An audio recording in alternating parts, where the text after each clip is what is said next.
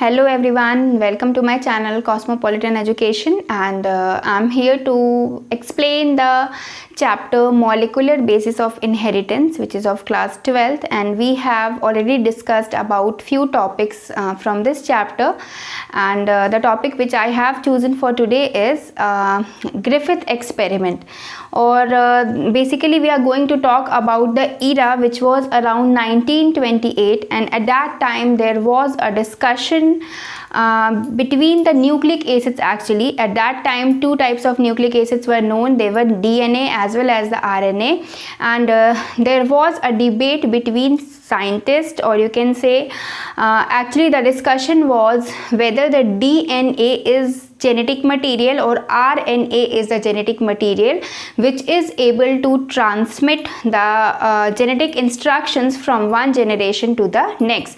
So many scientists, they gave their thoughts, or they gave their proofs regarding the fact that some said that DNA can work as the best genetic material. Some gave their contributions for RNA. They simply said that RNA can act as a better genetic material. So the experiments were done in the respect of only this thing, that whether DNA is the best genetic material, or DNA is the main genetic material, or RNA is the main genetic material. In the same field, one experiment was performed by the scientist Griffith in the year 1928, and this experiment was basically performed to find out what is the chemical nature or biochemical nature of the genetic material. So just let's start, or let's see what was the experiment, what were the things which were done by the scientist Griffith. So actually, when he was performing his experiment, he used one bacteria for as an experimental model, and the name of the bacteria was Streptococcus pneumoniae. This was the name of the bacteria which is responsible for the disease pneumonia in organisms. So he used this bacteria only to perform his experiment, and this bacteria actually it has two different type of strains. It has one rough strain and one smooth strain. So now we will see that why their name is different, rough and smooth. What is the basic difference between these two strains? So when we will study them in detail, we will come to know that the smooth strain, as it is smooth in its nature, so something must be present in that type of strain which is absent in the rough one, as it is rough in nature. So when we will try to find out what are the things which are present, so in the smooth strain we have mucus coat which is present, plus we have one polysaccharide coat also.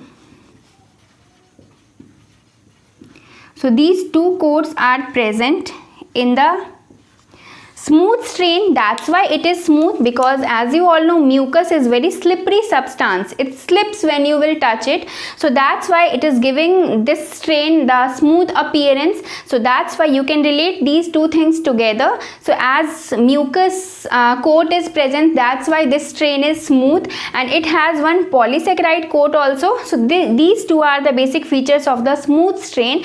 And when we will talk about the rough strain of the bacteria, it lacks the polysaccharide coat as well as the mucus coat. These two coats are different, absent actually in the rough strain. So this is the basic difference in between these two strains, rough strain and smooth strain.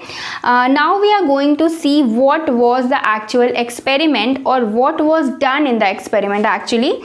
So he has taken this bacterium, of course, and he took one more organism for his experiment, that was a mice.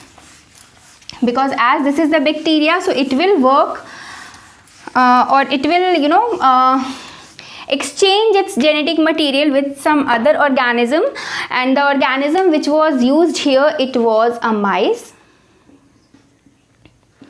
Okay, and one more thing I would like to tell you about the two strains of the bacteria about which we have talked, R strain and S strain. So out of these two strains, your S strain is virulent. That means it is dangerous. It can kill the organism in which it is going to attack. But R strain is not that much virulent. It is not that much dangerous also. So this is also one basic difference between these two strains. S strain is virulent. It is dangerous, it can kill, while R strain is non-virulent. So this is the difference basically. Now in first case, what he has done, he took one mice and it was given the R strain. R strain of the bacteria, Streptococcus pneumoniae. So the R strain, as it is non-virulent, it is not able to kill the organism. So what will be the result? You can easily guess that in this case the mice will survive, because this is non-virulent. This was the first condition. It was showing the expected result. Up to here everything was alright. In the second condition, what he has done, he took the mice and it was given S strain. So as the S strain is virulent, it is able to kill the organism. So what will be the result here? The mice will, yes, the mice will die. So in the second case, the mice dies.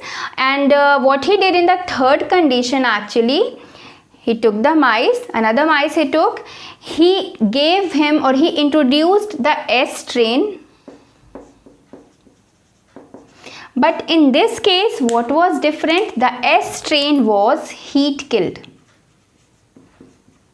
And whenever we heat kill any particular type of strain, in that particular situation, we are simply killing the bacteria, because we are providing heat. So we are killing the bacteria, or we can say that we are killing the virulence which is present in any bacteria. So this S strain was heat killed. That simply means now the S strain is also not virulent in nature. Now as the S strain is heat killed, it will not kill the organism in which it will be injected. So what happened in this case? Again, the expected result came out here, as the mice was given S strain which was heat killed. Now here also you can easily guess what will be the result. As the S strain was heat killed, the mice simply survives, because the S strain was given right, but it was now not virulent, it was heat killed. So that's why the mice survives here in this case. Up to here the results were expected, everything was normal, but the different result or unexpected result came in the fourth situation, in which the mice was taken, it was given S strain which was heat killed. That simply means it is not virulent, and it was given R strain also. So just see here what we are actually doing. We have taken the mice, we are giving it S strain which is heat killed. That means it is not going to kill the mice, because it is heat killed. That means the virulence effect of the bacteria has been reduced, has been removed from it. So that's why it is also not going to kill the bacteria, as we have seen this here also in the third situation. And we have used R strain also here, which is already non-virulent, which is not going to harm the bacteria. So we have taken both the strains, but this time they are not going to harm the bacteria. So the scientist was expecting that the mice will survive here. This was the normal expectation, but the result when it came out, it was totally different from the expectation, as the mice which was present or which was used, it simply dies. So this was the shocking result for the scientist Griffith, as in this condition it was supposed that the mice will survive, because S strain it was used but it was heat killed, and the R strain is simply non-virulent. But the mice dies, so the scientist started thinking that what is the reason for the death of the mice, how the mice dies here in this condition. And then gradually he came to find out the thing, that something or some material has been transferred from the S strain to the R strain. Something has been transferred, and this something the thing which is passing from the S strain to the R strain, this will be the genetic material. This will be the genetic material which is passing from the S strain to the R strain, and it has, the thing which has passed on, it has transformed the R strain. The thing has been showing the transformation in the R strain because it has made R strain virulent. Earlier it was non-virulent. This strain was virulent, but as it is heat killed, so it has given something to the R strain which has made this strain as virulence. And how this strain can become virulent? When it will form the mucus coat or polysaccharide coat. So the thing which has been passed on from the S strain to R strain, because of that particular thing, it has formed now the mucus coat as well as the polysaccharide coat. Because of that thing, these two coats have been formed in R strain, and because of this reason, now it has become virulent. Now it is able to kill the organism in which it is present, and that's why the death of the mice happens. This simply explains that something has been transformed, something has been transferred from R strain, from S strain to R strain, which has transformed the R strain, and that's why this transfer of the material has been called as transformation principle. So this transformation principle simply explains that something, and that something was later called as the genetic material, which was passed from S strain to the R strain during this experiment, and it has made, or it has caused some changes in the R strain, because of which it has formed mucus coat as well as the polysaccharide coat, and now it has become virulent. So that's why the death of the mice occurs. So this was the thing, or this was the experiment which was performed by Griffith. He tried to find out the biochemical nature of the genetic material, but it was not explained by him. He simply explained the transformation of the R strain by his transformation principle, or he gave this principle to show that something has been transferred. Transfer of things happen between these two different types of strains, which has made some changes in this R strain. So this was the experiment of Griffith, and the next thing which was supposed to be after this, that was the finding out the biochemical nature of the genetic material. It was also done, but it was done with the help of some other scientists. They actually studied the Griffith's experiment only, but they added their own things or their own contributions to this experiment, and at that basis they simply explained the biochemical nature of the genetic material.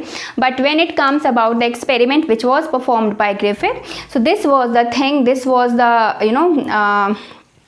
different conditions in which he has applied his knowledge, and this was the result which he got. So he simply gave the transformation principle, which is going to cause some changes in the genetic composition of any particular organism. So I think we have understood the Griffith's experiment, and what are the other contributions of the scientist with this topic we are going to cover in the next video. Thank you for watching, everyone.